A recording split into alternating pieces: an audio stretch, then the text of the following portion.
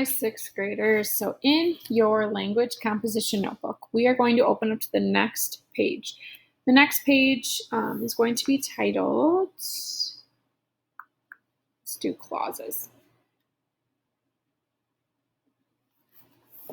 You are then going to take your packet, and this should be the next page in your packet with all these arrows on here. And just like the last one, I forgot to shrink this one when I was copying it. So what we're going to do is we're just going to cut this bottom portion out. We're going to write the top somewhere else in there just to save a little room. So when you're cutting it out, you should just have your arrows when you are done. So you can leave the arrows together as one piece if you'd like. And then what we're going to do is we're going to fold this in half. We'll fold this over a little bit just so that it fits on the page. And then when we need it, we can unfold it again. Then I'm going to take the back of the biggest part that I folded onto, not what I folded over, but what I folded onto, and glue the back of that down just like this so that I have this when I need it. Now this is a layout that you will find sentences in. We're not going to really look at this right now. We're going to have it in there glued in. Once we take some notes on different parts of these layouts that you probably don't realize what they are yet, we will then go back and visit this as well as some other things on this page as well. Okay, so today all of class is just going to be cutting and gluing the foldables and then taking the notes. We're not going to have any assignment attached to this. That will be tomorrow. Okay, all right, so that is the first page, clauses and this arrow. Okay, then we are going to, right underneath your title here, or on this part that we folded on top of, we are going to write or rewrite what we left on the scraps from this page. So it says subordinating conjunction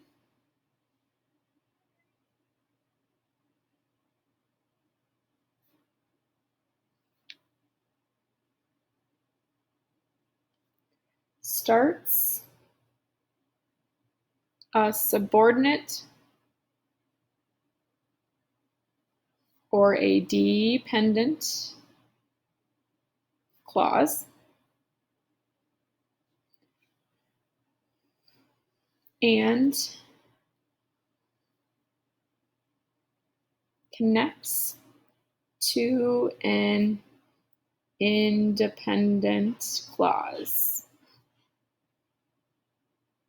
So that's kind of tying back, and I'll zoom in a little bit here, tying back what we talked about in the last couple of lessons with subordinating conjunctions or those awubis words.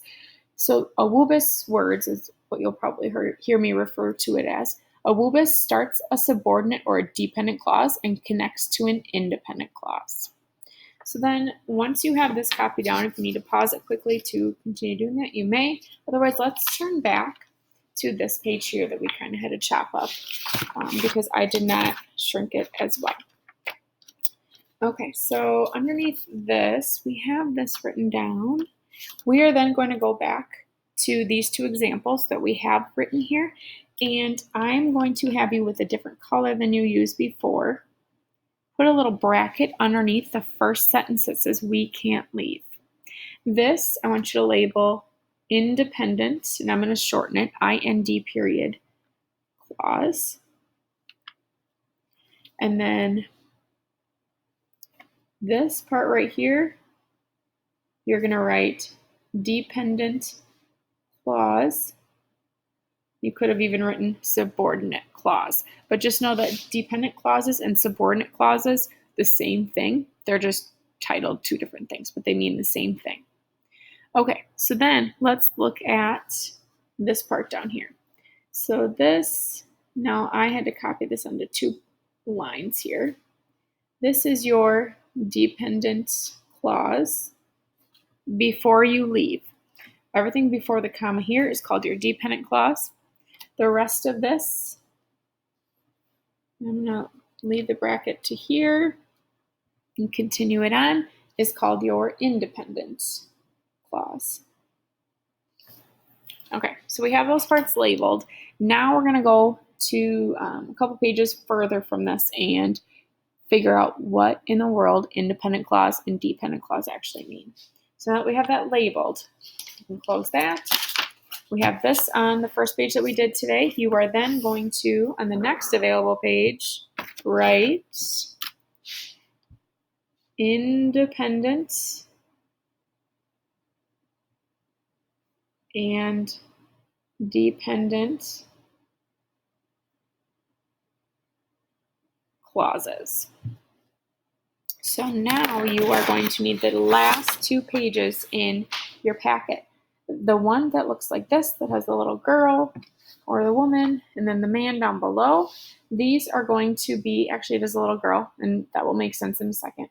This is going to be cut out and glued onto this page. So this looks a little tricky, but what you're actually going to do, let me zoom out so you can see me cutting it, is cut around the outside. But you have to cut around this tab up here. So make sure you keep this little tab on the foldable when you're cutting it out.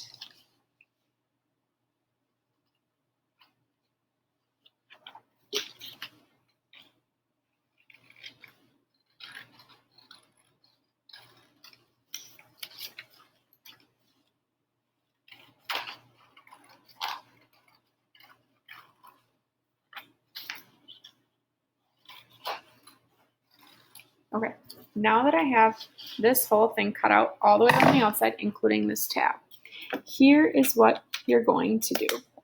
You are actually going to flip this upside down so that this tab is down below here. You are going to fold this tab over just like this so that the crease lines up with the edge of the rest of this part up here. Okay, so now we have our foldable that looks like this. Then you're going to take this whole bottom half down here and you're going to fold this upward. So your dependent clause box is here. When you unfold it, subordinate conjunction goes like this. Okay, so we have this part done. Then you're going to take this, you can see through it here, this top half that says independent clause. We're going to fold this downward until that solid line meets up with the crease. And this is what we have as our foldable. So then we're going to glue the whole back side of this down, just like so. And you can put it right in the middle. Sorry. Miss Burke, can you to the office, please? Sorry for the interruption. You can stick this right in the middle of the page when you are gluing. And then you are all set. So it looks just like this. So then once you have that cut out and glued in, let's take some notes. So finally, we're going to figure out what independent and dependent clauses are. I'm going to grab 3 different colors to write with, just so you can see the difference. If you'd like to write with 3 different colors, you're more than welcome to. If that doesn't matter to you, just make sure that there's 3 different sections to this. So let's flip open the independent clause tab. That's going to be what we take notes on first. So independent clause. I'm going to write this in blue. Not that you have to. It's just what I'm choosing. So it is part of a sentence. And then in parentheses, separated with a comma.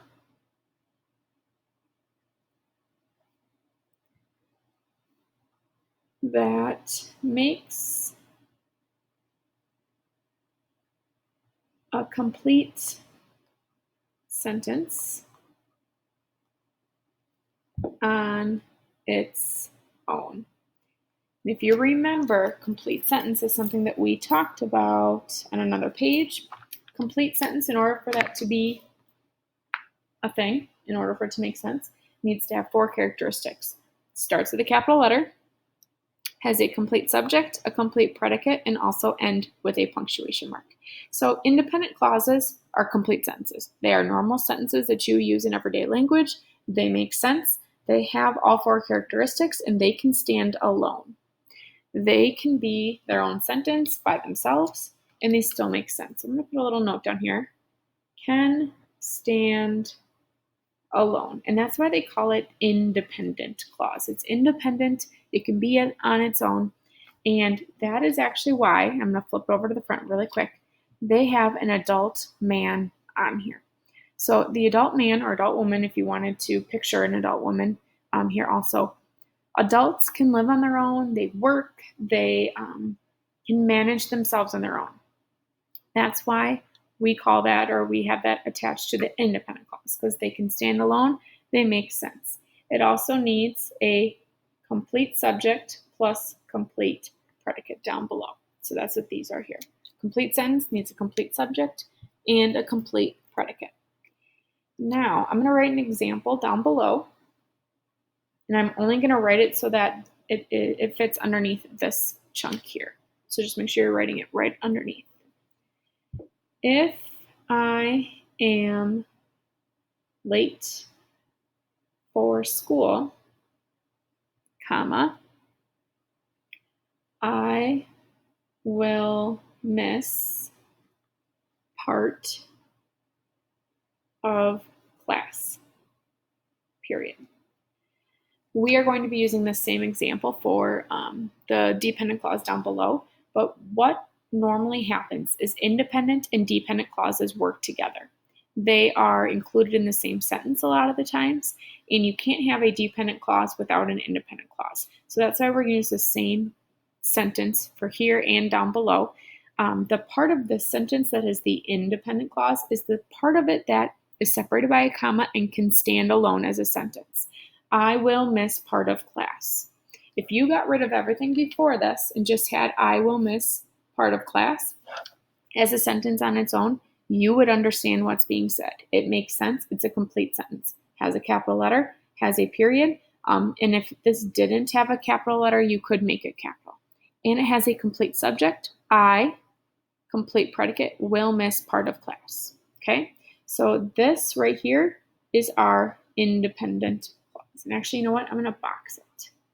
And I'm going to leave that part open right there.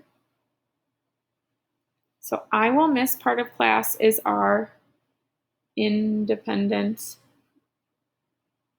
clause. It can stand alone as a sentence on its own. Okay, then I'm going to move down to dependent clause. Dependent clause. I'm going to write the definition underneath the part that this part covers up right here. So dependent clause, I'm going to write in purple, let's say. And I'm just going to draw a line here so I know where it's covered up and where I should write. Okay, dependent clause is part of a sentence separated by a comma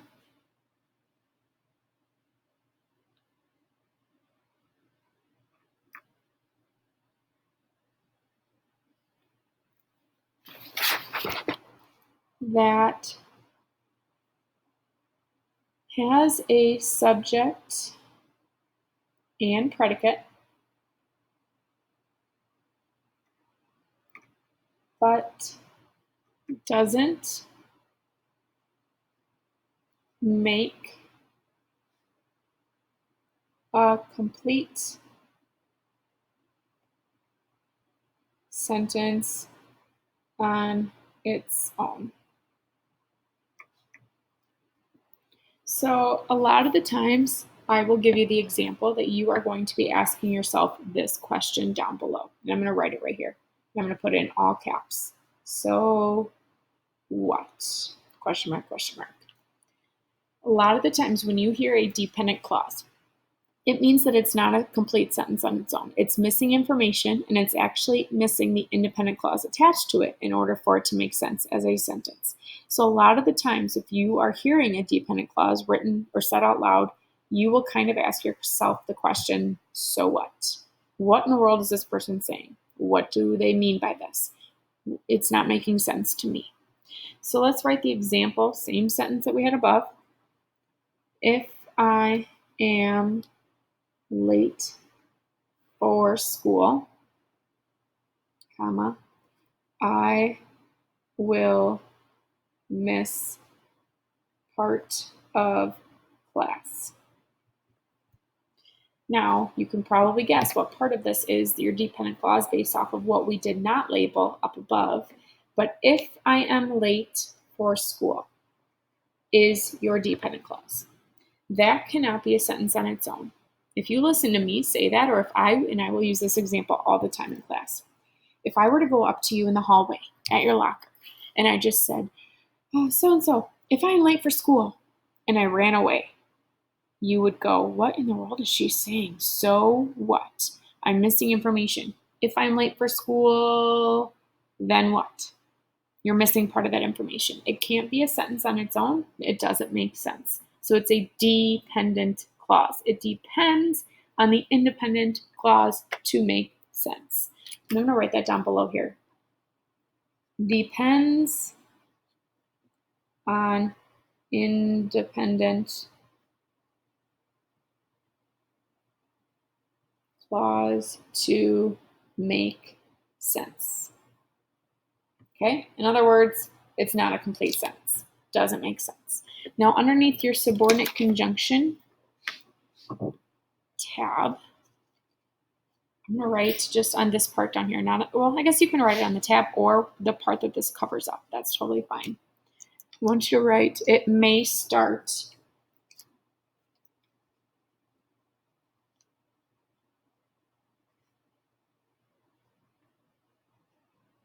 a dependent clause. So subordinate conjunctions may actually start, or your awubis word may start a dependent clause. So if you find an awubis in a sentence, you could probably have a good guess that it is about to lead into a dependent clause. Okay, now backtrack. We're going to come back to this in a second. We still have a few notes that we're going to take on this page. But the set of arrows that we just cut out and glued in on the last page, this is where this comes into play. So notice here, subordinate clause, this is the same thing as your dependent clause. And notice how it's subordinate conjunction. This is also called an awubis. And it's just the shortcut I refer to them as. This right here, go ahead and copy this down in your composition notebook arrows as well. This is your dependent clause. They are the same thing. Subordinate clause, dependent clause, same thing. They're just called different things, but they mean the same thing.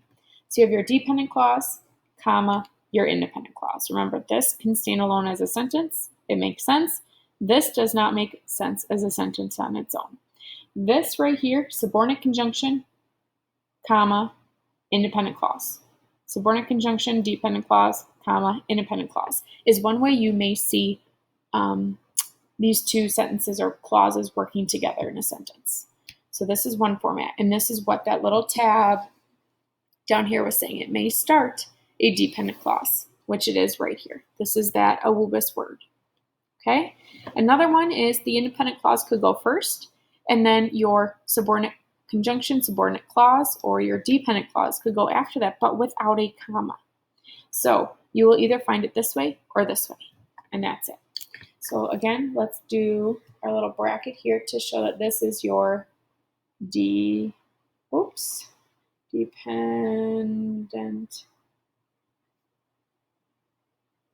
Oops, I'm getting into my definition here. Dependent clause.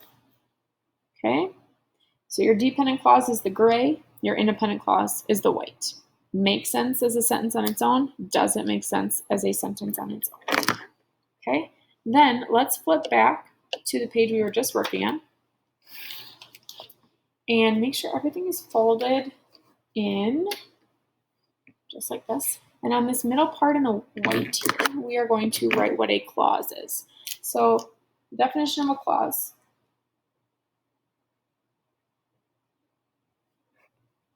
is groups of words that contain a subject and a predicate.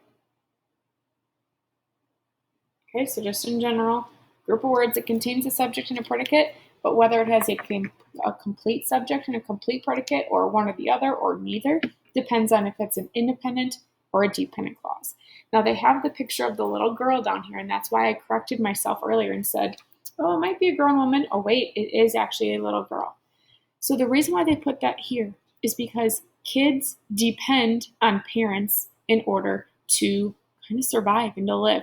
You depend on your parents or an adult for food, for shelter, for clothing, for activities, for a warm house, for heat, for air conditioning, or some type of cooling, for entertainment. You depend on them just like dependent clauses depend on independent clauses. And also, not that you are probably aware of this, but on your parents' or your guardian's taxes, they claim you as a dependent, which means that they have you living under their roof. They are taking care of you. So that's why it's also called a dependent clause, and that's why they give this example too. So kids, and I'm going to write this actually, kids depend on parents to survive. And that's why they give a picture of a little girl there.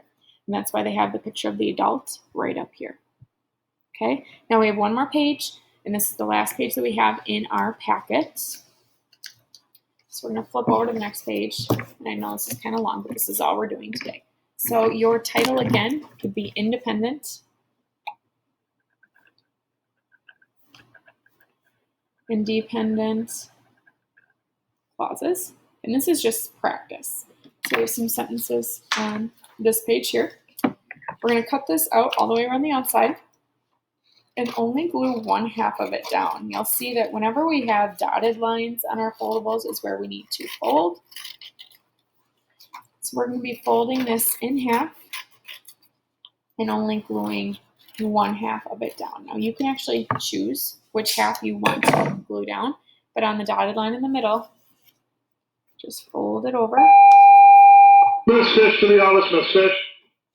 And you can choose if you want to glue the back side of this side down or the back side of this down, so that either you open it like this or you open it like this. I'm going to glue this side down, but you can do whichever side you prefer. Okay, now stick that down, and I'm going to stick it on this side so that when I open it, it goes onto my page, just like that. When I open it, I can still write on it too. So you will notice that there are different parts given to you, and each row is going to be one sentence. We are going to be adding in whether we are adding in the dependent or the independent clause in order for it to make sense. Now, you will see here that these sentences, they give you part of it, but they require you to create part of it. I'm going to give you a created sentence that we're just going to copy down as a whole so that we all have the same thing. But notice that they're probably going to follow one of these two patterns here. Okay, so I am not doing the dishes tonight.